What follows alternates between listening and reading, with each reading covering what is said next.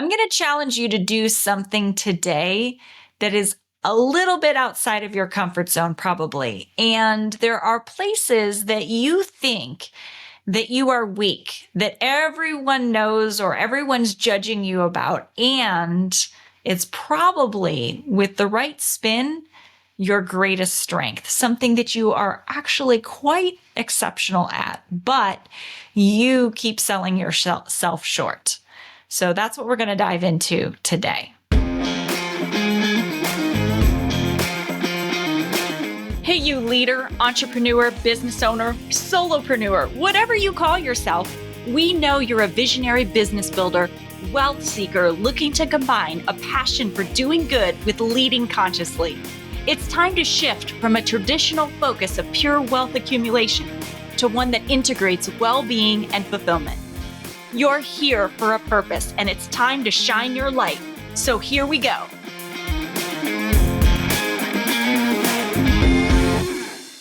My name is Alicia St. Germain. Welcome to the Conscious Edge podcast. I'm so excited that you're here. If you are brand new here and you don't know me, I have a company, The Conscious Edge, where I help women entrepreneurs get out of their own way so that they can reach their goals with a lot more ease and enjoy life and find fulfillment doing what they love.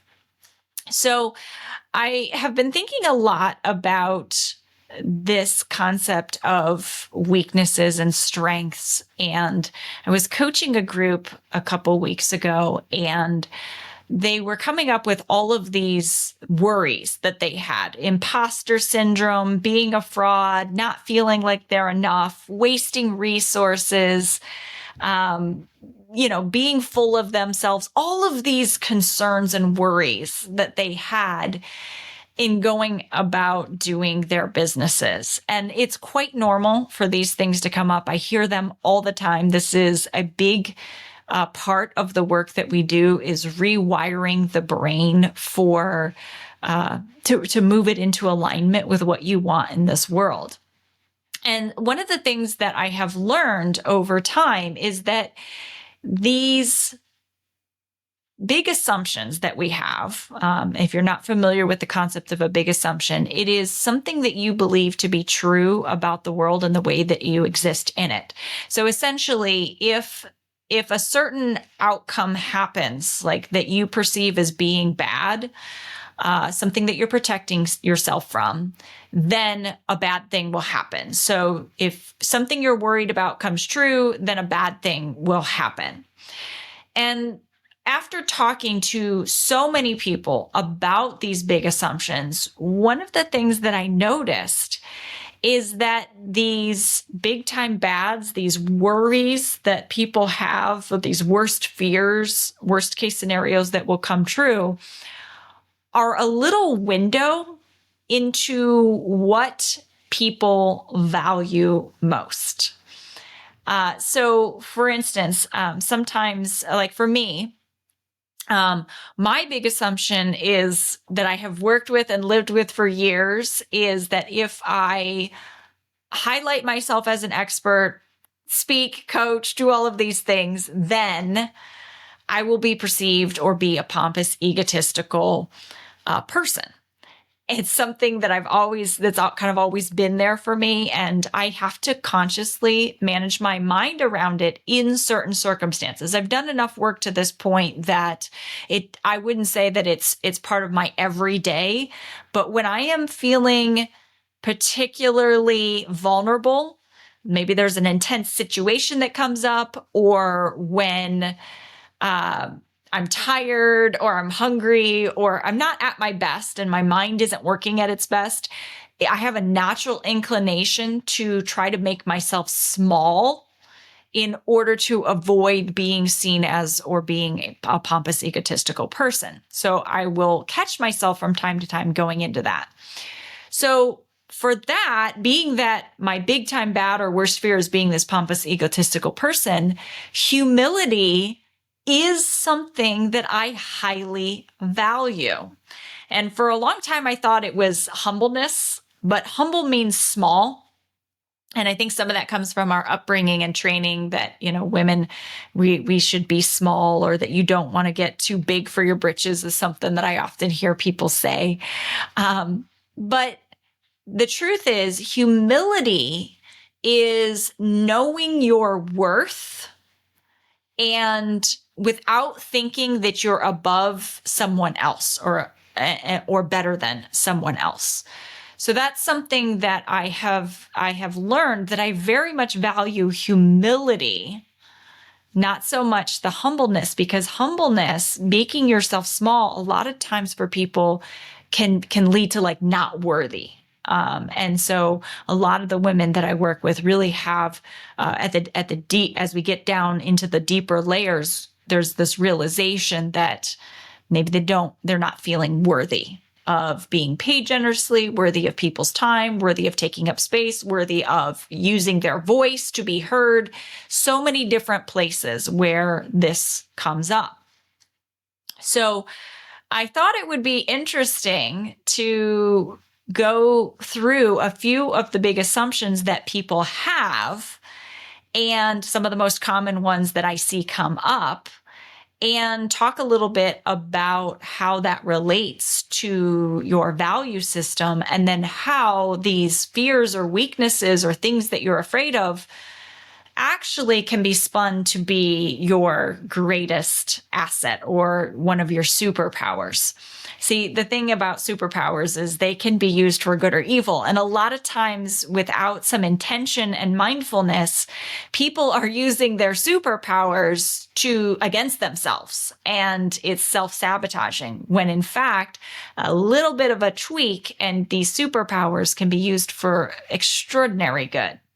So for me, humility is important, which means a lot of attention is paid to like not being judgmental, or catching myself when I'm in judgment, or catching myself when I'm feeling insecure, and then maybe trying to puff myself up a little bit and look good for other people. That's one of the great things that's come out of doing this podcast, is I have really tried to be very transparent with everyone about things that I am not proud of, things that I go through, the way that I process them. Because when you own all the parts of yourself, the parts that maybe you don't really want other people to know about you, and you do it in a way that helps others, in a leadership type role where you can relate to people because they have the same dark secrets, they have the same skeletons in the closet, and you show them how to walk through that in a way that makes them a better person. I think that's taking something that could be particularly vulnerable for you and doing good with it. And I think that's what I'm intended to do. So having this podcast has been wonderful, because it's been a way for me to dissect some of the very human elements of going through life, building a business, being visible, promoting myself, and walking that fine line between pompous and egotistical, and having humility and understanding the value that I bring in supporting and helping other people without being better than everyone else, or needing to have any kind of bravado or ego in doing it. So it's been a really interesting path to go down. One of the other very common things that comes up as a big time bad. So, the first part of the big assumption, if XYZ happens, then that could be any number of things. Like if I'm visible, if I make offers, if I start a business, if I could fill in anything there. If I'm judged, whatever it is, the worries are. Those things are all subjective to whatever it is that people really worry about.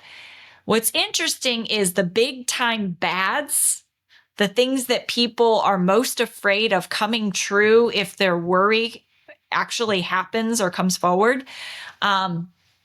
It's interesting because those tend to repeat themselves. There's things like fear of failure, fear of success, fear of like being responsible, like being a fraud, like all of these, imposter syndrome, all of these tend to repeat themselves. They might have a different flavor, but they all have the same backbone or the same meat. And I've started to notice that these really tie to what you value most. So when you're digging down into yourself and you're thinking about taking action on something, and then maybe you're hesitating, maybe you're not moving forward and you're overthinking it, you're maybe in perfectionism around it, you're trying to get it right, trying to learn enough things, all of those behaviors that you do that are self-sabotaging, they help you until they don't. So they'll help you get to a certain level of success because maybe it's, or a certain level of a lot of times for really ambitious driven people, it's like a certain level of success is created, but then it comes to a point where it's starting to sabotage you because it's in overdrive and it's no longer helping you. And so when we look at some of those things that you do, and then think about not doing it, like thinking about moving forward and figuring it out along the way, right? Instead of taking course after course after course and learning new strategies and reading all the books and trying to make the perfect decision, a little bit of that perfectionism. And we think about, you know what, I'm just going to take the next step and I'm not going to worry about getting it all right or having it all figured out. If you were to dig under there and say, okay, so if you don't have it all figured out, what's like the big time bad? What do you think's going to happen? Someone might say for that particular one that they worry about not being good enough. And so there's some gifts that come with that person who worries about not being good enough. Number one, they do work tirelessly. They're hard workers. Typically, someone who worries about not being good enough, their good is most people's great. So they tend to be very high producers. The downside of it is that they do it in a way that tends to create burnout and exhaustion at the expense of their body, at the expense of people that they love. And that's not how they want to be. But at the core of it, they really, really value doing things well. If you were to have a motto, it would be like, if it's worth doing, it's worth doing it well.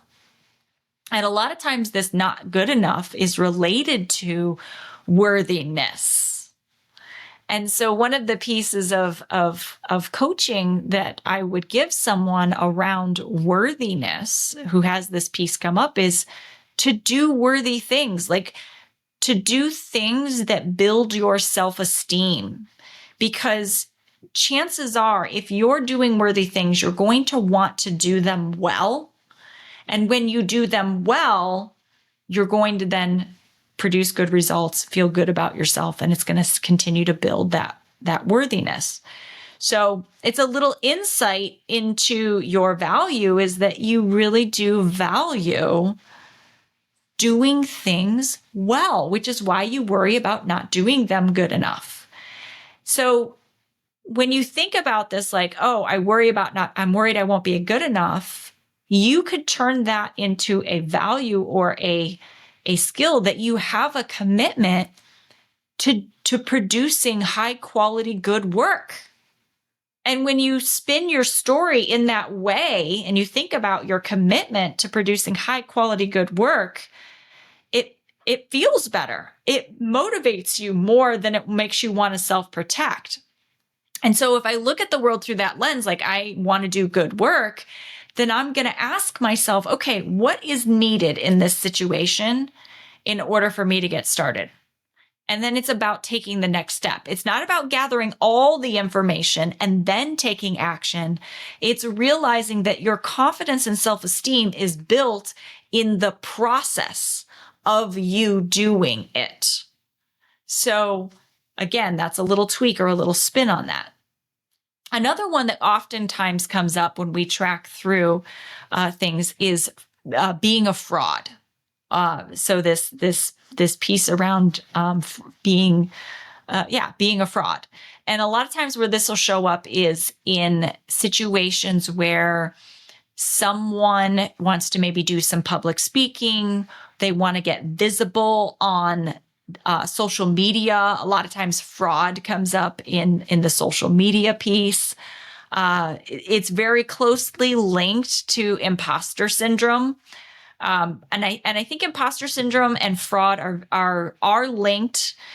Imposter syndrome is really this idea that you are actually skilled and very much know what you're talking about, but you refuse to recognize that you know what you're talking about. It's kind of, it again goes back to like that not good enough piece. The fraud piece is really about authenticity. So when we talk about maybe getting online, I sometimes hear this come up around people getting on social media and having to do reels or do something on social media that gets the views so that eyeballs get on it. Like it's a lot of marketing tactics that will trigger a fraud piece. And it's because when you're trying to use a marketing tactic to get eyes on your business, it may feel like it's not you.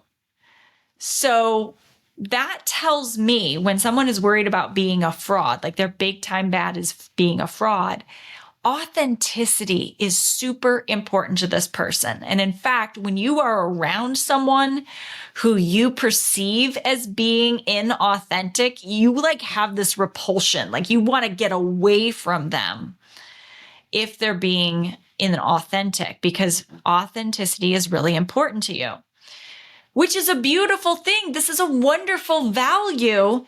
The trick is if you're going to be authentic, have got to get okay with all the parts of yourself, the skeletons in the closet. Because if you feel like you've got to hide parts of yourself in order to be accepted, like you're not okay with parts of yourself, you're judging you for who you are, then it's going to make you want to wear a mask. And when you wear that mask, that is going to feel inauthentic, which is going to make it hard for you to get out in front of other people.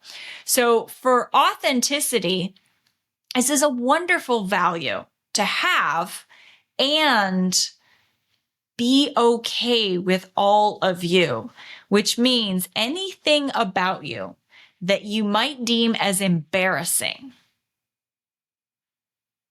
figure out a way to tell yourself a story about it that is supportive. Like maybe you're a little bit funny or kooky or crazy about something specific, something you're a little bit embarrassed about, and you just like own it and just say, yeah, I do this thing. It's weird. It's cool. I like myself for it. And what'll happen is you will attract other people who are okay with those skeletons that you have in the closet. So when you're okay with it, you're going to attract the people who are also okay with it. And that's your people. I mean, do you really want to live around other people who you have to be someone different with? Some people are okay with that. And that's fine. That's the mask they wear. That's what they do. But authenticity is not their biggest core value. Maybe being professional, or maybe they value privacy more than they value authenticity. So they don't mind hiding parts of themselves. Again, none of these are wrong, but someone who is private and doesn't like to share a lot of things and values their privacy is probably going to be very triggering for someone who likes authenticity, because there's going to be parts of that person they feel like they can't get to or that they're hiding. And so they're going to be triggering for each other. It's not that either one is right or wrong. It's just what each one values that is different. Another one that oftentimes comes up is this imposter syndrome that I was talking about just a few minutes ago. And I think it depends on which word you use, even though those tend to be used interchangeably. When we're talking about imposter syndrome, it's really about valuing experience. So someone who really struggles with imposter syndrome values having experience and speaking to others from experience. Now, here's the thing. It can be a little tricky when you value speaking from experience or having experience to get experience, because you got to talk to other people in your business. You got to get yourself out there and learn. So I think there's a component here where it's really important for you to go through the process and own the fact that you learn by doing. So rather than trying to be something you're not, like imposter syndrome comes in when you don't accept the fact that you are learning and you think other people are judging you because you're learning. So when you accept the fact and you say, listen, I learn best by doing. So I'm here figuring this out as I go. Please have patience with me, or I'm going to ask some questions. You might think that I should know them or that anybody should know these are simple, but I don't know. So I'm going to be humble enough to ask. I'm going to have enough humility to ask what I don't know. So really owning that part of you that values learning by experience and owning that about you is going to get you away from that fear that other people are going to judge you for not knowing enough, for not having the experience that you think that you need to have. And then the last one that I hear very often is wasting resources. So someone will say, like, I worry about blank, or if I blank, then I'm wasting time, money, energy, whatever it is. But it usually relates to a resource, and those resources are typically time or money. And so when I hear someone who is worried about wasting a resource like that, it tells me that you want to be very purposeful and intentional in what you do. Now, when you reframe that, worrying about wasting time or resources, what will happen is people will get stuck trying to make the right decision. They want to get it right. They want it to go smoothly. They're really wanting everything to be perfect. And if they can't figure out a perfect way to do it, and there's too many unknowns or too many factors, then they get stuck in procrastination, and they'll make a decision and then they'll second guess and not move forward. They will not make a decision because there's too many options available to them and they want to know which option is right.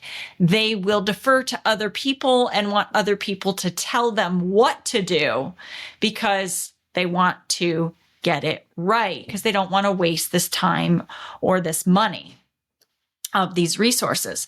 And so the reframe around this is really thinking about being purposeful and intentional.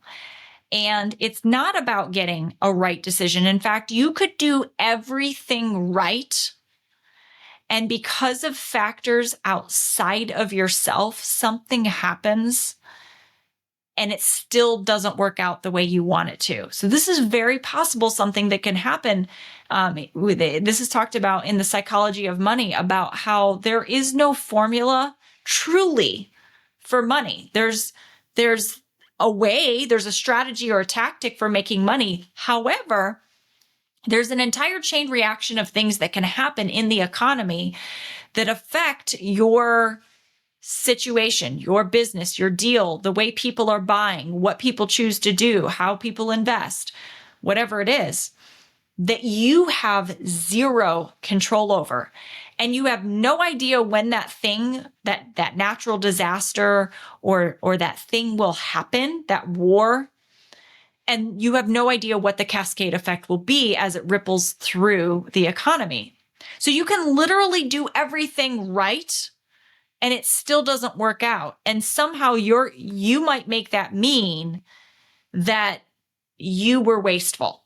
And then you feel guilty because you made a mistake, and you feel bad, and you feel like you messed up, or you feel shame around it. and it had nothing to do with you. And so we really have to build this tolerance and resilience for things not going right in the world. Like life is not perfect. Life is bumpy. Circumstances arise. If you're going to be successful in business, you have the resilience. You develop the resilience to get up and keep going, to solve the problem, to keep figuring it out, to be committed to that greater purpose that you serve in the world and keep going. Because being purposeful and intentional is important to someone who worries about wasting resources. And so as you take steps forward in your business, you want to think about, I'm going to make this decision. I'm making this decision with the best information I have available to me. I'm trying or testing something out to see how it works. How does it convert? Does it bring me more deals? Does it bring me more clients? Does it help me grow my business? And then I'm going to reevaluate and learn. See, not money and time are not the only things of value that we have. There is knowledge, which is so important. Without knowledge, how do you create more and more success? So as you're going through this process of building your business, you are acquiring lessons that you need to be able to hold this bigger business that you're looking for. And you're not going to get those lessons unless you take purposeful, intentional action at the risk of time or the cost of time and money. Those are the prices that you pay for the knowledge. And so often we have in our mind, if I am efficient and I am lean and I save lots of money and I make lots of money, then I am valuable and I have done a good job and I have reached success. But we're not putting real value in the fact that knowledge that we acquire in the process, who we become, what we learn about ourselves in the process, that has purpose and intention just as much as anything else that you choose to do. So that tells me doing purposeful, meaningful, and intentional work is important to you. So as you look at maybe what resonated with you from today's podcast, that can give you some insight into what is it that you value most. And maybe it's not one of these things. Maybe it's something else. But if it's not one of these things, or if you want to dive deeper into this and you'd like to know, you can book an Edge strategy session with me where I will help you go through and figure out maybe some of the big assumptions that you are making and the places where you're holding yourself back and self-sabotaging that are out of alignment with your values. And just a small tweak can help get you into alignment and help you see these weaknesses, these things that you're afraid of, that you're protecting yourself from, are actually a clue into what you value most. And if you acted in alignment with what you value most, success would come so much easier. So with all of that being said, I'm sending you so much love. And if Jonathan were here, he would say, be well. Thanks for listening to the Conscious Edge podcast. Make sure you subscribe and take a moment to be kind and share this episode with someone you care about. Leave a review to help us bring more compassionate leaders building businesses and creating wealth to the table. And for show notes, head over to consciousedge.com/podcast. This podcast and the linked materials are presented solely for general information, educational, and entertainment purposes and should not be taken as personal or medical advice or any kind of mental health treatment. Please consult a medical or mental health professional if you feel you need such services. Please be advised that all investing and entrepreneurial endeavors involve risk, and the use of the education and information on this podcast and linked materials is at the user's own risk. This podcast is part of the Sound Advice FM network. Sound Advice FM, women's voices amplified.